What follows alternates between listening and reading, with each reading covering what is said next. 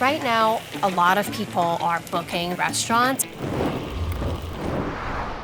and then they book the rest of the trip.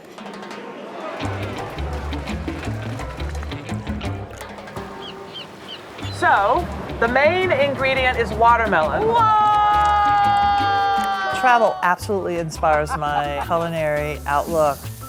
When I travel, I really want to get to know locals. Well, we have a snapper to startup coming up very soon.